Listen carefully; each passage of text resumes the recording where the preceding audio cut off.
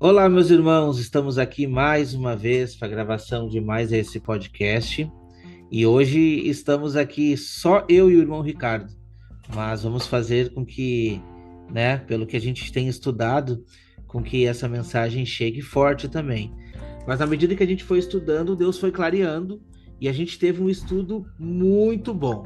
Nós tivemos muitas revelações aqui em dois vídeos que são os dois últimos podcasts, a visão do trono de Deus, né, que está descrito lá no capítulo 4, que está dividido em dois vídeos.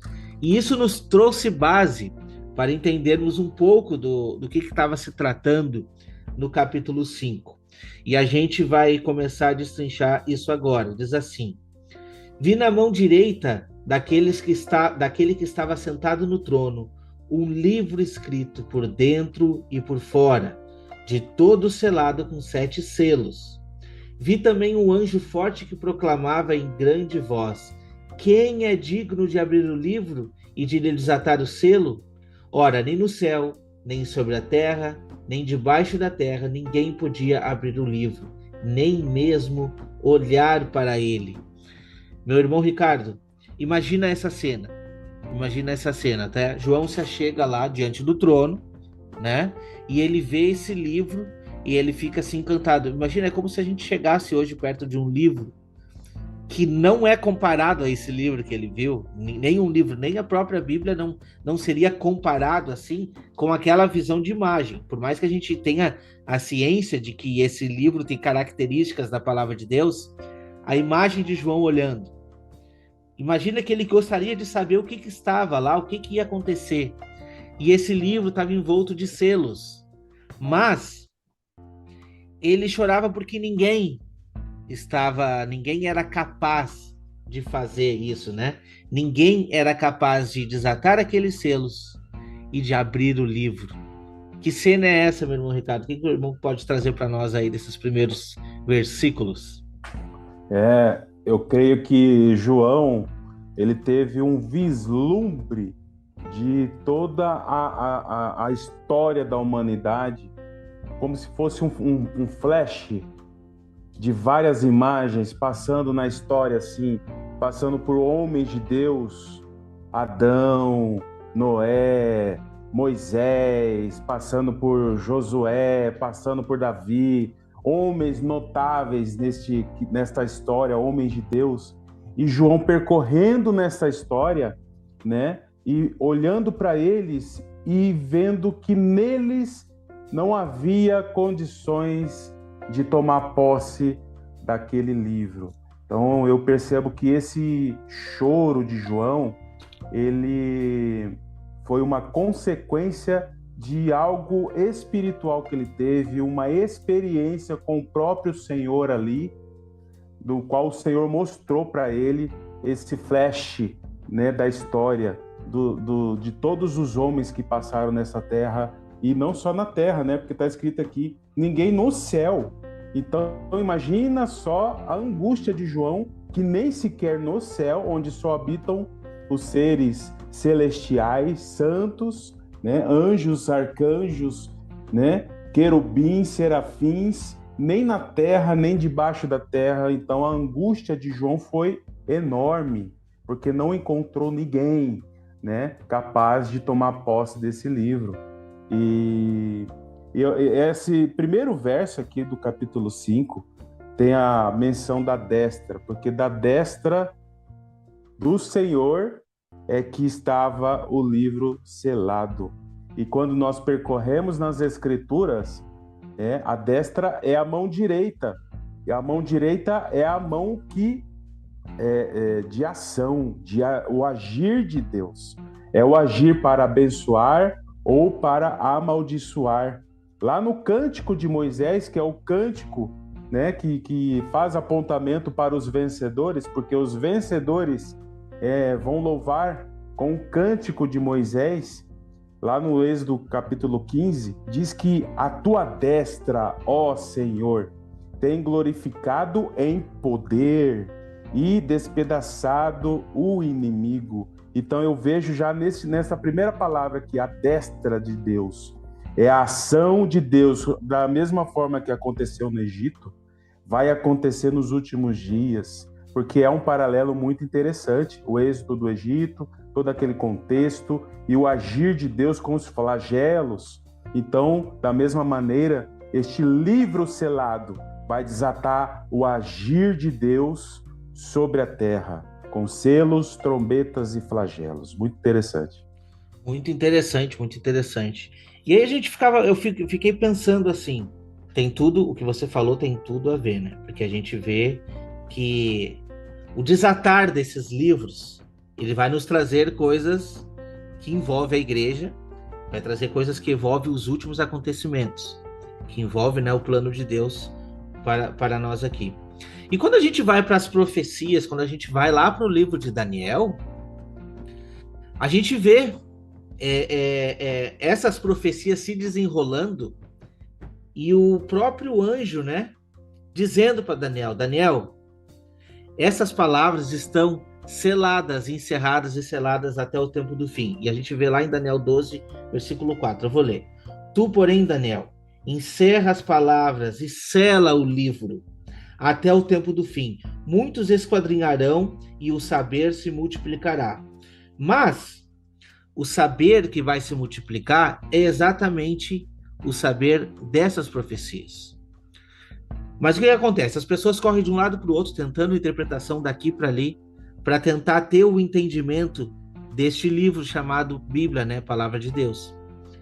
E agora nós estamos falando de profecia, porque nós estamos falando de um tempo determinado. Porque quando esses selos forem desatados, a gente vai chegar ainda lá, eu acho que daqui 1 ou 2 capítulos, 1 ou 2 podcasts, a gente vai chegar nesse estudo, nós vamos ver coisas tremendas que irão acontecer aqui na Terra. E ainda a gente ficou conversando, né, sobre as trombetas e os selos, que eles praticamente se conectam. Não tem como você desconectar, porque é um tempo em que, ao mesmo tempo que está acontecendo o selamento, está acontecendo também a ação das duas testemunhas que estão tocando essas trombetas, e o juízo de Deus já começando sobre a terra. Aí você diz, tá, o que o livro selado tem tudo a ver com isso? Ali dentro está escrito os ais e as lamentações. Aí é que tá. Quando a gente consegue meditar nesse livro, quando consegue meditar nas profecias, é exatamente o que o livro traz. E ali em Daniel 12:4, como eu falei, sobre este livro que está selado, ele está aberto para todo mundo ver aqui, mas na verdade o selamento é do conhecimento. O selamento desse livro é com relação ao conhecimento. Esse conhecimento só vai ser deliberado, nos próximos versículos a gente vai ver, quando o Espírito Santo habitar dentro de nós. Por isso que todo o pano de fundo que a gente viu dos últimos vídeos, no último episódio da visão do trono de Deus, aproxima os 4 seres viventes, os 24 anciões, juntamente diante do trono com Jesus Cristo. E quando a gente vai lá para Ezequiel 1, a gente viu essa referência de que o Espírito estando na igreja, a ação das rodas, que é a igreja que vai norte, sul, leste, oeste, acompanha a missão do Espírito Santo. Então, o simples fato do Cordeiro ter sido morto e ter sido achado digno, ele passou para a igreja, porque não se esqueça, Cristo é o cabeça e nós somos o corpo. Então, assim, Jesus vai depender de uma igreja forte e ativa nos últimos dias. Quando a gente fala desse livro selado, desse entendimento selado, é exatamente o poder que está sendo dado a partir do momento de que a gente aceita Cristo Jesus como nosso Salvador, de desatar todos esses entendimentos que estão ali, né, selado para muitos até hoje. E no versículo 10 desse mesmo capítulo 12, diz assim, ó: muitos serão purificados, embranquecidos e provados, mas os perversos procederão perversamente, e nenhum deles entenderá, mas os sábios entenderão. Entenderão sobre os tempos, entenderão sobre a profecia, entenderão sobre os propósitos e entenderão sobre a missão que a igreja deve percorrer tendo o Espírito Santo.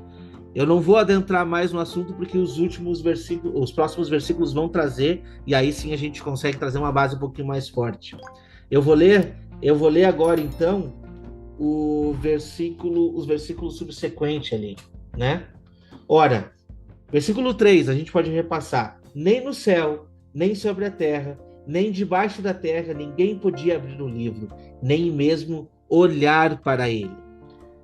E eu chorava muito porque ninguém foi achado digno de abrir o livro, nem mesmo de olhar para ele. Todavia, um dos anciões me disse: Não chores, eis que o leão da tribo de Judá, a raiz de Davi, venceu para abrir o livro e os seus 7 selos. Meu irmão Ricardo, o que o irmão traz para nós aí? Essa questão do leão da tribo de Judá me faz conectar novamente com um dos 4 seres viventes. Sim. Porque o livro tem 7 selos, e o primeiro selo, ele é aberto com o primeiro ser vivente que nós lemos no capítulo anterior, que o primeiro tem a cara de leão.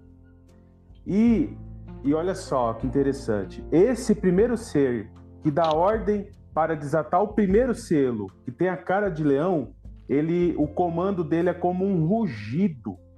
E esse rugido de leão, ele é como se fosse uma ordem para iniciar uma batalha.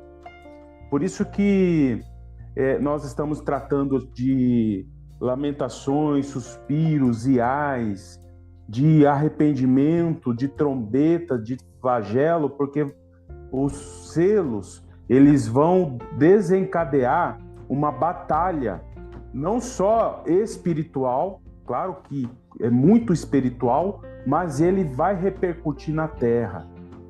Então, é uma batalha, e muitos, assim, infelizmente, quando falam do último avivamento, né, muitos não têm esse discernimento de uma maneira mais holística, mais abrangente, de que esse avivamento é um avivamento de arrependimento, de posicionamento, de chamar a atenção do povo, despertar a muitos de um sono profundo, e isso vai resultar em aflições, porque é um confronto muito grande que vai acontecer na terra. Infelizmente, muitos estão com amarras de doutrinas de engano. E essas doutrinas de engano, infelizmente, não são somente ensinamentos, mas as pessoas, elas se tornam orgulhosas, elas se tornam soberbas, dura cerviz. E essa característica de dura cerviz é que vai ser confrontada nos últimos dias pelas 2 testemunhas. Por isso que nós comparamos esse livro selado, escrito por dentro e por fora, com o livro que Ezequiel recebeu lá no capítulo 2, depois de ele ter visto, que curiosidade, né? Depois dele ter visto, né, os 4 seres viventes e o trono, ele recebe o rolo escrito por dentro e por fora. Está lá em Ezequiel 2, do 9 ao 10, e lá tem lamentações, suspiros e ais. E lá, Ezequiel capítulo 3, o Senhor dá uma ordem para Ezequiel: vai e diga à casa de Israel, o povo de Deus, porque eles possuem fronte obstinada e dura de coração. E essa obra vai se repetir nos últimos dias. Infelizmente, muitos estão com essa característica de fronte obstinada, dura cerviz, duro de coração, com orgulho. E é por isso que Pedro vai declarar em sua carta: juízo começa pela casa de Deus. Exatamente. O juízo começa pela casa de Deus. E quando a gente faz ali da digno, né? Digno é o cordeiro, né? De desatar os selos, de abrir esses selos. A gente vê essa mesma referência que a gente já falou aqui, porque o próximo versículo, ele está trazendo sobre esses 4 animais juntamente também com Jesus nesse mesmo local, né? Dando glórias a ele.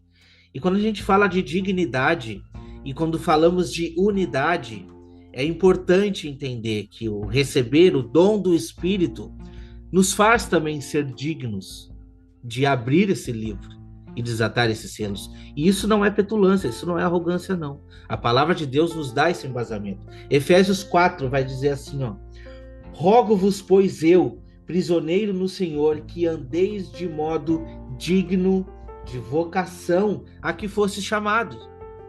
Então nós precisamos ter um modo digno para essa vocação, com toda a humildade, mansidão, com longanimidade, suportando uns aos outros em amor, esforçando-vos diligentemente por preservar a unidade do Espírito no vínculo da paz. Por quê? Porque há somente um corpo e um Espírito, como também fosse chamado numa só esperança da vossa vocação.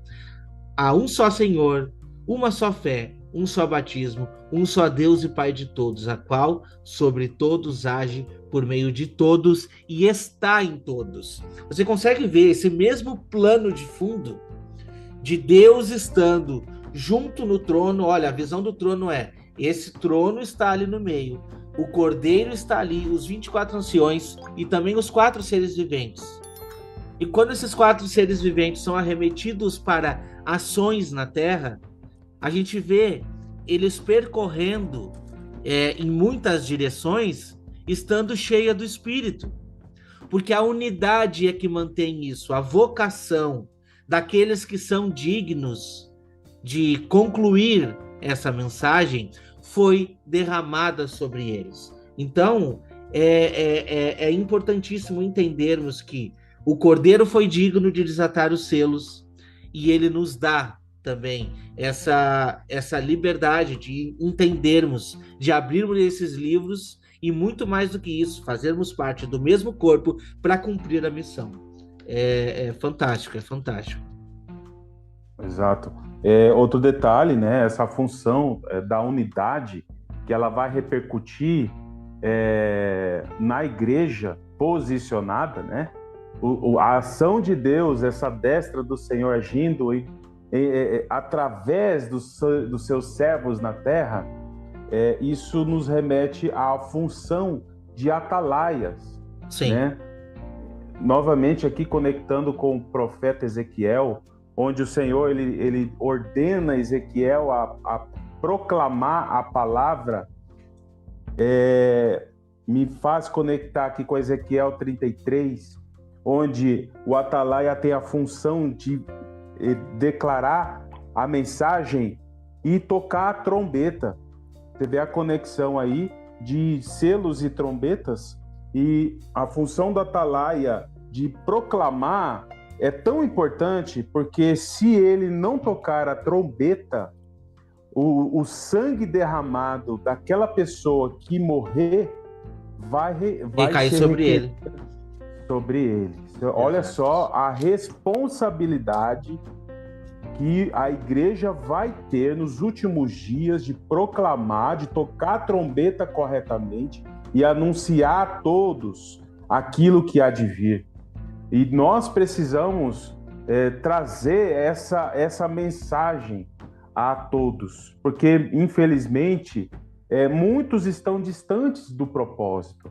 E exato. Nós, como nós estamos aqui estudando, buscando entender, olha só o tanto de coisa que nós precisamos ainda caminhar, né? Avançar para alcançar a plenitude desse propósito, o nosso papel nesses últimos dias. E essa responsabilidade enorme que o Senhor vai colocar nas nossas mãos. Você falou aí sobre aviso, sobre anunciar, né? Mas o versículo diz: se a trombeta não der o som certo, se a trombeta der o som incerto, quem irá se preparar para a batalha? Me fez arremeter agora para Isaías 29, versículo 9 em diante. E isso é importante eu ler para os irmãos aqui, porque não é de hoje que eu escuto o irmão Ricardo assim: por que eu preciso saber de profecia? Qual é a importância?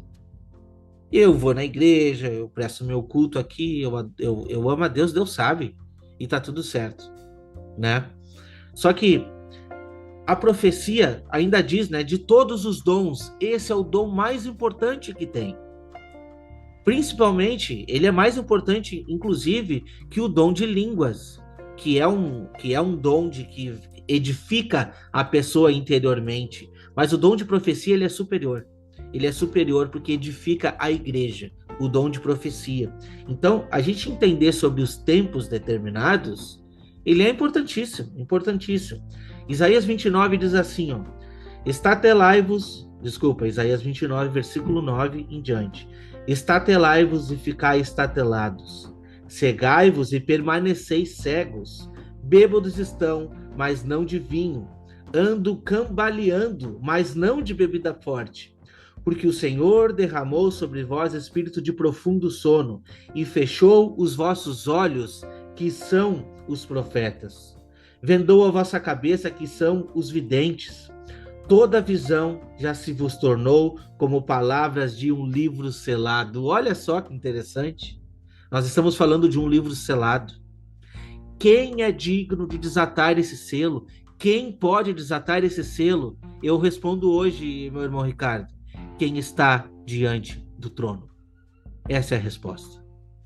Quem está diante do trono é capaz de desatar o selo, porque tem o Espírito do Cordeiro, que foi morto e venceu com toda a autoridade para poder desatar esses selos desse livro selado. E essa pessoa, e aqui o versículo diz, né, que você dá o livro para a pessoa que sabe ler, né, e a pessoa diz, e você diz, lê isso, peço-te, e ele responde, não sei ler. O Senhor disse, visto que esse povo se aproxima de mim com a sua boca, com os seus lábios me honra, mas o seu coração está longe de mim. E o seu temor para comigo consiste só em mandamentos de homens que maquinalmente aprendeu. Continuarei a fazer uma obra maravilhosa no meio deste povo. Sim, obra maravilhosa e um portento, de maneira que a sabedoria dos seus sábios perecerá e a prudência dos seus prudentes se esconderá. Ai dos que escondem profundamente o seu propósito do Senhor e as suas próprias obras fazem às escuras e dizem, quem nos vê? Quem nos conhece? Que perversidade a vossa! Como se o oleiro fosse igual ao barro e a obra dissesse ao seu artífice, ele não me fez, e a coisa feita dissesse do seu oleiro, ele nada sabe. Sabe o que eu consigo entender, meu irmão? Eu consigo entender o seguinte, as pessoas estão distantes, elas acreditam que tem um Deus distante, que você vai encontrar esse Deus dentro de quatro paredes, e ali você está prestando culto, sai dali, tu não tem a ação de Deus na tua vida. Mas não é isso. Deus precisa estar presente todos os dias dentro de nós, porque nós somos a morada do Espírito Santo. Se queremos uma intervenção espiritual, se queremos algo sobrenatural sobre a nossa vida, precisamos buscar entendimento, buscar com súplica, buscar com oração todos os dias da nossa vida. Porque o livro está selado para quem quer que ele esteja selado. Entendeu? Não é da vontade de Deus que esteja selado esse livro. A vontade de Deus é que a gente possa esquadrinhar as Escrituras. E a palavra diz, esquadrinhai as Escrituras, porque julgai ter nela a vida eterna. Então, me pergunta de novo, quem está me perguntando, que não é 1, não é 2, nem 3. Importa eu saber de profecia para ser salvo? Eu respondo para você, talvez não. Mas por outro lado eu digo que Deus precisa de pessoas comprometidas com a palavra de Deus, para saber discernir os tempos determinados. E essa pessoa que entende dessas profecias que estão sendo contadas junto ao altar e estão sendo cheias do Espírito Santo para o cumprimento das promessas dos últimos dias, não vai jamais ser enganada. Não vai ser enganada. Entende?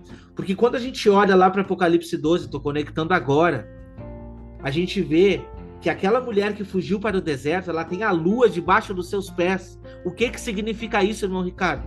Ela tem os tempos. Os tempos estão sobre ela. Ela caminha sobre os tempos. Ela tem o sol que ilumina propriamente ela e a lua debaixo dos pés. Ela tem os tempos determinados. A igreja dos últimos dias terá os tempos determinados. Quando a gente fala da parábola das 10 virgens, a gente não está dizendo aqui de um povo que não conhece ao Senhor. Nós estamos falando de um povo que até certo tempo estava caminhando junto e os dois receberam azeite, só que um cultivou e o outro não. Então nós estamos aqui cambaleando e bêbados, literalmente, entendeu? Com os costumes da vida. E não é isso que o Senhor quer, não é isso. Realmente, não basta ser prudente, né? Porque prudente também dorme. Também dorme. Né?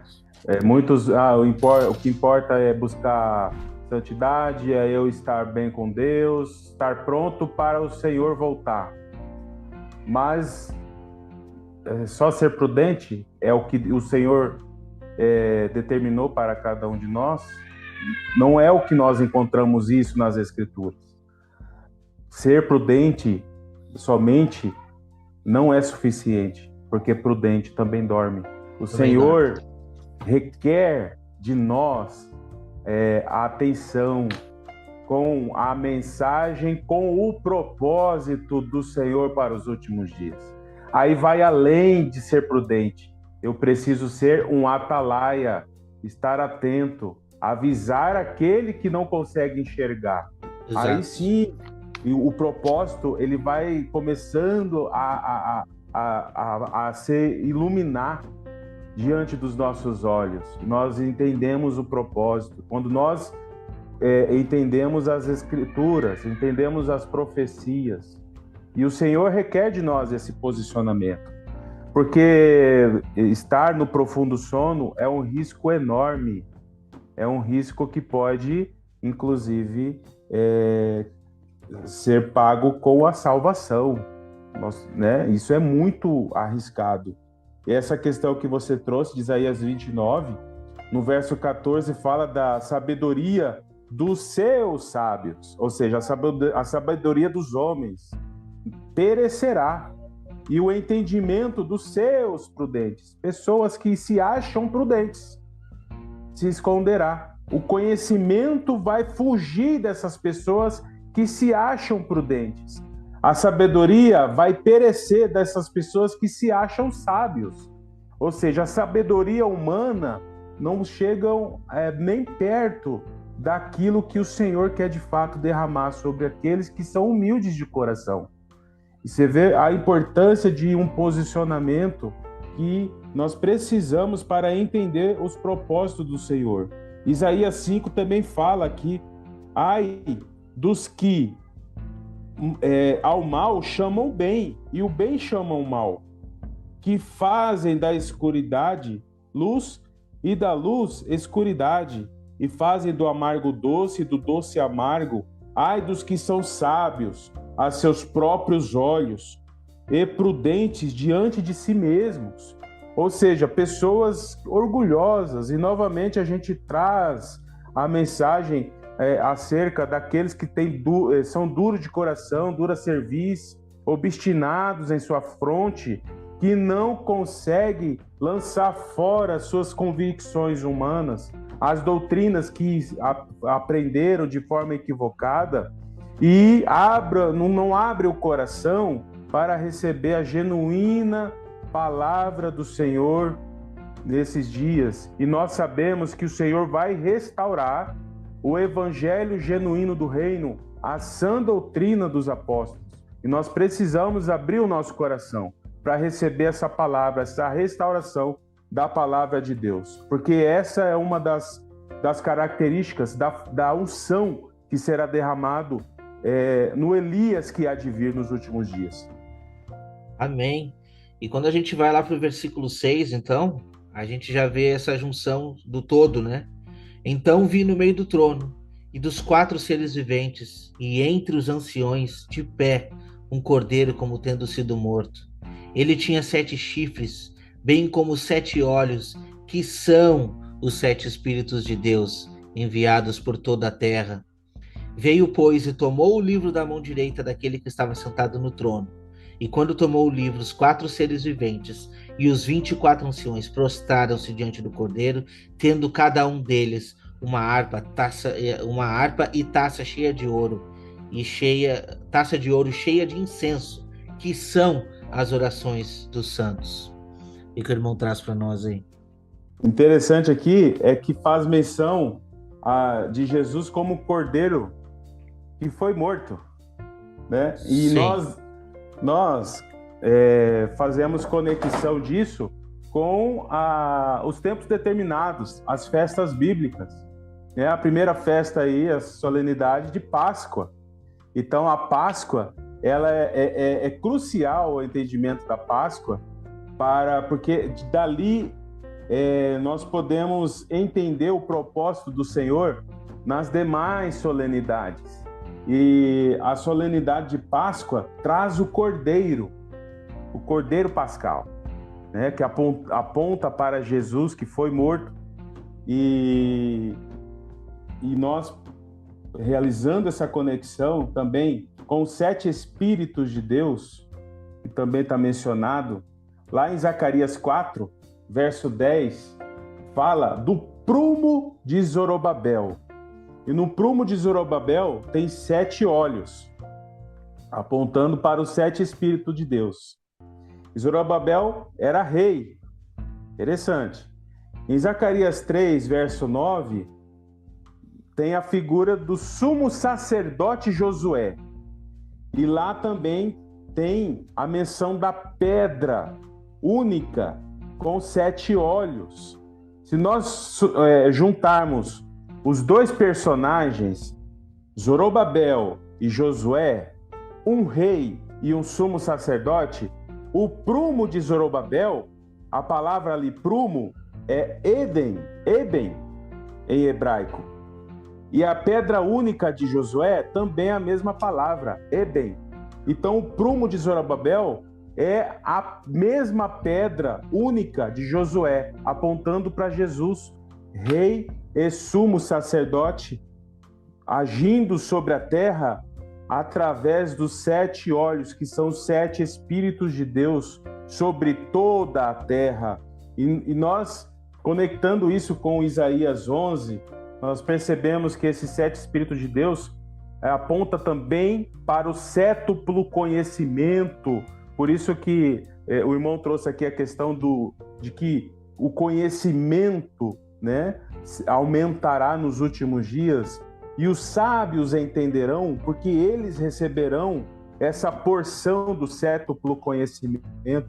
Uma outra característica da unção do Elias que há de vir será derramada sobre o povo de Deus posicionado, o Espírito do Senhor, o Espírito de sabedoria, o Espírito de inteligência, de conselho, de fortaleza, de conhecimento do temor do Senhor.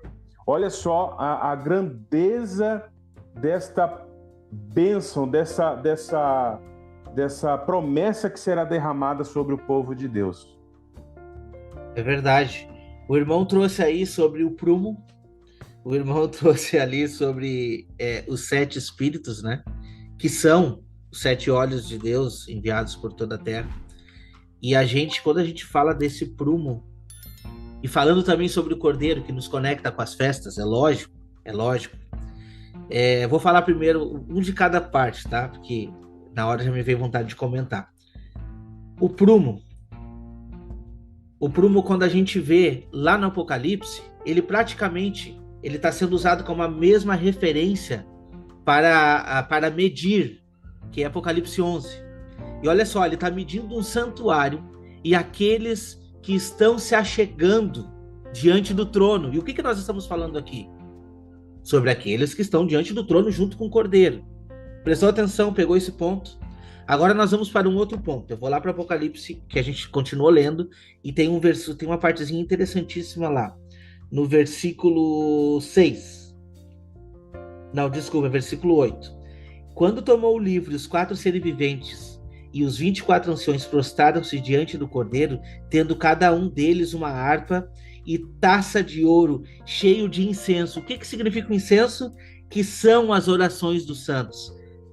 Para onde que eram direcionadas as orações dos santos? Referência a esse incenso ao Santo dos Santos. Referência a uma súplica, referência a um dia especial, entende? Diante do que seria ali, né, o trono de Deus neste santuário terrestre, né, que é a Arca da Aliança. Então, a presença de Deus, o Shekinah que estava ali, era acessado somente uma vez por ano.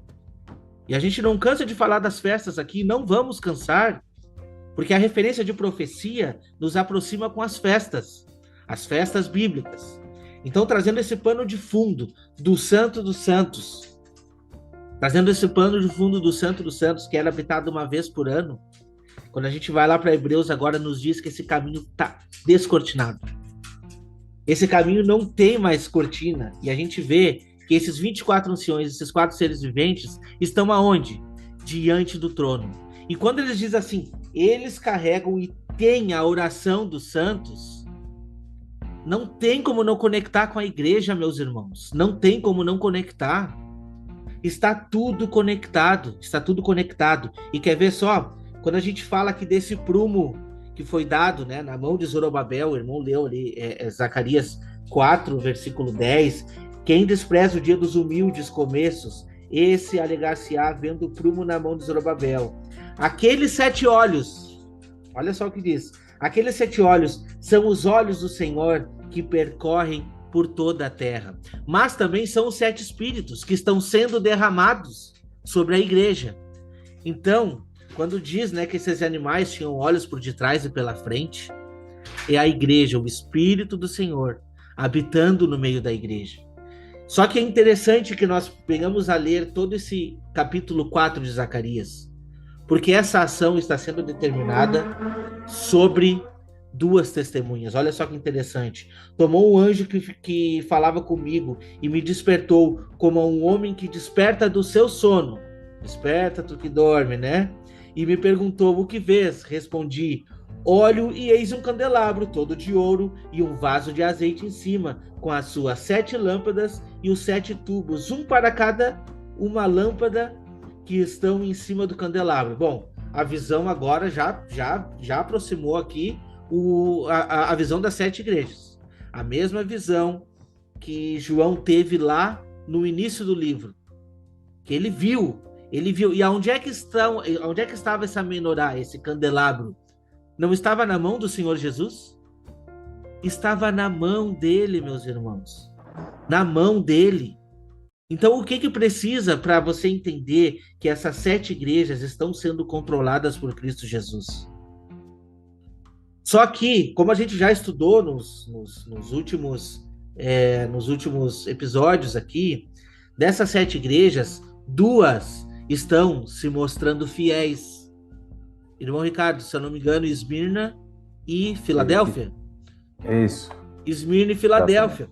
Então, há significado de 2 testemunhas. E olha que interessante o que o texto nos diz ainda. Me perguntou o que vês, respondi, olho, eis um candelabro todo de ouro e um vaso de azeite em cima, com as suas 7 lâmpadas e 7 tubos, uma para cada uma das lâmpadas que estão em cima do candelabro. Junto a estes, 2 oliveiras, uma à direita do vaso de azeite e a outra à esquerda. Quando o irmão mostrou ali a menorá, eu consegui enxergar isso, meu irmão. Consegui enxergar a posição dessas 2 igrejas que estão cumprindo o propósito do Senhor, né? Então perguntei ao anjo falando comigo, meu Senhor, o que é isso? Respondeu o anjo que falava comigo, não sabes tu o que é isto? Respondi, não, meu Senhor. Prosseguiu e ele me disse, esta é a palavra do Senhor a Zorobabel, não por força nem por poder, mas pelo meu espírito, diz o Senhor do Exército. Quem és tu, ó grande monte, diante de Zorobabel? Serás uma campina, porque ele colocará a pedra de remate em meio à aclamação. Haja graça e graça para ela. Novamente me veio a palavra do Senhor dizendo, as mãos de Zorobabel lançaram os fundamentos desta casa. Elas mesmas a acabarão para que saibais que o Senhor dos Exércitos é quem me enviou a vós outros. Pois quem despreza o dia dos humildes começos, esse alegrar-se-á vendo prumo na mão de Zorobabel. Aqueles 7 olhos são os olhos do Senhor que percorrem por toda a terra. Prossegui e perguntei quem são as 2 oliveiras. Olha só a resposta. À direita e à esquerda do candelabro. Tornando a falar, lhe perguntei quem são aqueles 2 raminhos de oliveira que estão junto aos 2 tubos de ouro, que vertem de si azeite dourado. Olha o Espírito Santo vertendo. Ele me respondeu, não sabe o que é isso? Eu disse, não, meu senhor. São os 2 ungidos que assistem junto ao Senhor de toda a terra. Então agora, quando você for lá e ler o Apocalipse 11, dá uma lida, versículo 3, versículo 4 e versículo 5. Quem são as 2 testemunhas? São as 2 oliveiras. Está revelando, está tudo revelado. E qual é a função das 2 testemunhas para os últimos tempos, irmão Ricardo? Levar a mensagem final, né? Contrariando a mensagem do anticristo, que vai estar dizendo assim, ó, adorai, não adorai aquele que fez o céu, a terra, o mar, né? E todas as coisas que lá existem. Pelo contrário, as 2 testemunhas vão estar dizendo ao contrário. Ao contrário. E aí, o vale da decisão está posto. Entende? Exatamente. O vale da decisão estará posto diante dessas 2 testemunhas que têm os 7 olhos do Senhor, que têm este azeite. Já falei demais aqui, vou deixar um pouco o irmão. Que a gente se empolga, tá ótimo. Né? É ótimo, ótimo.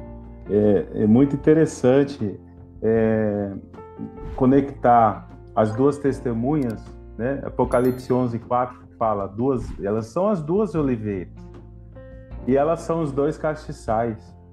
Então, nós precisamos conectar e encontrar nas Escrituras quem são as 2 oliveiras e quem são os 2 castiçais, para encontrar a identidade das duas testemunhas.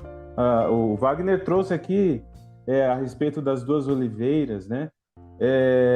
Nós, quando conectamos Zacarias 4 com as falas de Paulo, e Paulo foi sábio em colocar para a igreja, né, a interpretação dos profetas, isso é muito importante, essas conexões, porque em Romanos 11 ele faz justamente essa ligação das 2 oliveiras, né, com 2 povos, com gentios e judeus, né, no qual ele tratou gentios ali como zambujeiro, ou seja, a oliveira brava, e os judeus chamando de oliveira cultivada, conectando também com a ligação que ele chamou de enxerto, a oliveira brava sendo enxertada na oliveira cultivada, conectando com Ezequiel 37, do 15 ao 28, onde as 2 madeiras se uniriam, né? Sim. Efraim unindo com Judá, as 2 casas de Israel. Olha só o entendimento das 2 casas de Israel aí, nas 2 oliveiras. E quando nós olhamos para os 2 castiçais, impossível não conectar com os 2 castiçais dentre as 7 que estão dignas diante do Senhor para realizar a boa e perfeita obra nestes últimos dias. Então, o Senhor vai levantar testemunhas, um povo posicionado para realizar essa obra. E nós precisamos entender essas mensagens das festas, das 2 casas de Israel. Olha só a mensagem profunda que isso nos traz, entendimento acerca do Apocalipse aí. Exatamente. O que a gente está querendo sempre trazer é que estudar a palavra e prosseguir em estudar nos leva a uma compreensão mais ampla. Né? A gente poderia estar lendo esses versículos corridos aqui sem entender nada, que é o que muitos fazem hoje. Vamos fazer uma leitura anual da Bíblia. Vai lá ler 2 capítulos por dia, 10 minutinhos. Não, a Bíblia não é para ser lida, meu irmão Ricardo. A Bíblia é para ser meditada. Nós temos aqui, ó, você de casa, eu vou recomendar qualquer aplicativo simples que você baixar da Bíblia no seu celular, você consegue fazer uma busca de conexão de palavras. E isso ajuda muito. A gente usa esse privilégio de fazer conexões, porque Deus faz o tempo inteiro conexões de palavras. Isso nos faz compreender melhor os termos, compreender melhor as profecias, conectar os profetas, conectar os assuntos. E a revelação se torna muito mais presente, sabe? Eu costumo dizer o seguinte, que é muito simplório você entender assim, tá, não, tudo bem. O mistério de Deus foi revelado, que agora a salvação também entrou para os gentios. Amém? Todo mundo bate palma, faço parte dos gentios, estou aqui. Mas os mistérios são muito mais além, a gente conseguiu ver aqui. Não é só isso. Se fosse só isso, tá tudo certo. As religiões estavam tudo cobertas. Nós somos os gentios, agora nós somos o povo de Israel, porque Deus rejeitou o povo. Deus não rejeitou o povo dele, foi o contrário. O povo é que rejeitou o Senhor, o povo é que adulterou, o povo é que adorou ídolos. E agora Deus chama para uma aproximação. Não é simplesmente chamar os gentios. Não, existe uma promessa por detrás. Entende? Então é muito mais forte, é muito mais impactante do que simplesmente entendermos que somos os gentios. Não somos os gentios, somos a casa de Israel. E isso é muito forte. É muito forte para ser oculto, para estar escondido. Esse mistério precisa ser revelado. Nós estamos lutando para trazer isso à tona novamente. Verdade. Verdade. E a gente leu aqui, eu li, né? Isaías 11, do sétuplo conhecimento, dos 7 Espíritos de Deus, sendo o sétuplo conhecimento. Esse sétuplo conhecimento, ele tem um propósito de unificar, restaurar as duas casas de Israel e unir elas. Olha só que interessante, mesmo Isaías 11, onde fala do sétuplo conhecimento, fala que essa união, essa unidade das duas casas de Israel vai ocasionar aqui, ó, desterrar-se-á a inveja de Efraim e os adversários de Judá serão desarraigados. Efraim não invejará a Judá, e Judá não oprimirá a Efraim. E Paulo, num verso só, Efésios 2,16, está escrito assim, que pela cruz caiu a inimizade, né? Unindo gentios e judeus em um corpo. Quem é o corpo de Cristo? A igreja. Mas, infelizmente, muitos falam assim, os gentios aqui é a igreja, Israel é Israel. Não. Gentios sem judeus não é igreja. Exato. Só lê lá e medita que gentios, Paulo escreveu assim, gentios mais judeus é igual ao corpo. Então, igreja é a união de gentios e judeus. Nós precisamos derrubar esse muro de inimizade. Exatamente, exatamente. Continuando ali no versículo 7, diz assim: veio, pois, e tomou o livro da mão direita daquele que estava sentado no trono. E quando tomou o livro, os 4 seres viventes, os 24 anciões, prostraram-se diante do Cordeiro, tendo cada um deles uma harpa e taças cheias de incenso, que são as orações dos santos, a gente já comentou aqui. E entoavam um novo cântico, dizendo: digno és de tomar o livro e de abrir os selos, porque foste morto e com o teu sangue compraste para Deus os que procedem de toda a tribo, língua, povo e nação. Toda a tribo, eu não posso excluir ninguém. Quando o Tiago escreve, quando é escrita a carta de Tiago, diz assim: as 12 tribos da dispersão. As 12 tribos. Essa carta foi destinada às 12 tribos da dispersão. Todo o povo foi disperso.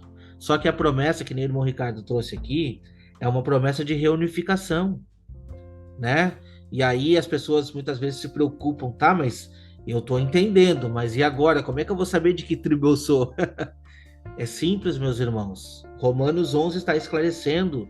Agora, O verdadeiro israelita não é mais o de sangue, é o da promessa. Entendeu? Então, todo Israel será salvo. Então, meus irmãos, é muito importante que a gente venha a meditar nessas palavras, que nós possamos entender que o plano de Deus é aproximar e que a gente possa se tornar um vaso transbordante desse azeite para transmitir essa mensagem a outras pessoas. E sim, esse cântico que vai estar sendo derramado para o Cordeiro vai ser cantado por quem? Por aqueles que estão ali diante do trono, entregando essas orações todos os dias. E aí a gente faz essa meditação com você. Tem você se achegado diante do trono de Deus? Tem você separado um tempo para se achegar diante do trono de Deus? Quais estão sendo as tuas prioridades? Entende? Porque, meus irmãos, isso é uma coisa muito pessoal. Ele estava comentando com meu filho quais são os métodos que Deus pode usar para uma conexão com as pessoas. A oração é o primeiro método, onde eu abro meu coração e falo com Deus. E ouvir a voz de Deus está aqui, ó. Ouvir essa palavra, estudar. Se a gente não tiver esses dois pontos conectados, desculpa, mas a gente vai querer uma intervenção divina. Como? Como? Então tá na hora da gente começar a se achegar diante desse trono e nos permitir ser usados por Deus para fazer esse evangelho avançar. Eu acredito que a gente, por hoje, conseguiu aqui trazer bastante aspecto. Até fiquei surpreso. Eu vejo que o Espírito Santo está se fazendo presente nessas gravações. E essa é a minha consideração final aqui, né? Que a gente possa se esvaziar do nosso eu, se encher desse Espírito para, primeiramente, tá? Primeiramente, a gente não pode ser hipócrita aqui, todo mundo tem seus problemas. Primeiramente, arrumar a nossa casa. Primeiramente, se encher desse Espírito. Agora, no momento que isso daí tudo estiver alinhado, que a gente estiver sendo contado diante desse trono, estiver sendo medido por esse prumo, então que a gente possa se permitir ser usado nas mãos do Senhor, como esse vaso nas mãos do oleiro. Sabe, é uma coisa muito pessoal e é isso que a gente deixa para vocês. É isso. Foi muito bom estar aqui, né, compartilhando a palavra. E essa questão do livro selado me fez meditar essa semana acerca disso. Que a gente percorre nas Escrituras buscando conexões, e eu achei conexões incríveis, até compartilhando, né, no nosso grupo aqui do WhatsApp, o Wagner Nunes também, né, contribuindo, ele vai estar aí com a gente na próxima semana, acerca das tábuas da lei, escritas por dentro e por fora, o rolo de Ezequiel, escrita por dentro e por fora, apresentando maravilhas do Senhor também, com lamentações, com ais. E aí eu cheguei até 2 Coríntios 3, onde Paulo expõe, né, que nós somos a carta. Nossa. Olha só. Vós sois a nossa carta, escrita em nossos corações, conhecida e lida por todos os homens. Nós somos a carta viva, escrita por dentro e por fora. Nós agora somos a carta. Nós somos aqueles que vamos transmitir essa mensagem. E aí ele continua aqui. Porque já é manifesto que vós sois a carta de Cristo, ministrada por nós e escrita não com tinta, mas com o Espírito do Deus vivo, não em tábuas de pedra como no passado, mas nas tábuas de carne do coração. Então é uma construção contínua, uma obra do Senhor, né, na história da humanidade. Nós temos o privilégio de estarmos nesses últimos dias para o cumprimento dessa palavra, de sermos a carta viva, a carta escrita por Deus a ser transmitida a todos aqueles que estão ao nosso redor, escritas por dentro e por fora, não tendo qualquer mancha de engano, totalmente transparente, apresentando a genuína mensagem do Evangelho da paz nesses últimos dias, para a libertação de muitos cativos. É interessante, né, que a melhor forma da gente pregar o Evangelho é com a nossa vida, nossa própria vida. Que a gente possa sempre resplandecer uma luz emprestada. Ela é emprestada, ela é do nosso Senhor, mas essa luz ela é tão forte que se a gente tiver possuído dessa luz, do Espírito Santo dentro de nós, o nosso testemunho, ele prega. O nosso testemunho, a nossa vida, nossas ações, vivendo em dignidade de ser contado, né, junto ao altar, isso não tem preço, não tem preço. Então, eu almejo esse dia em que todos vão cantar esse novo cântico, né? O cântico do Cordeiro, o cântico da vitória, e que a gente vai poder, com júbilo, dizer, né, que nós somos vencedores, cumprimos a missão, né? Assim como Paulo, combati o bom combate, né? Encerrei a carreira e guardei a fé. Então é isso que a gente deixa aqui para vocês, é uma entrega que possa ser feita por cada um de nós, para que a gente possa ser contado aí junto a esse povo, junto a essas duas testemunhas que nós não acreditamos que seja duas pessoas, mas sim uma igreja unida, né? Uma igreja que estará ativa nos últimos dias. Amém. Então nós agradecemos aqui a presença de todos em mais esse estudo, que Deus possa nos abençoar. Vou deixar aqui embaixo, se inscreva no canal do irmão, e se inscreva também no canal do irmão Wagner Nunes, se inscreva aqui no canal Remanescente, compartilhe esse vídeo e continue estudando conosco. Que o Senhor nos abençoe, que o Senhor nos proteja e que possamos estar aqui na próxima semana. Tchau, tchau.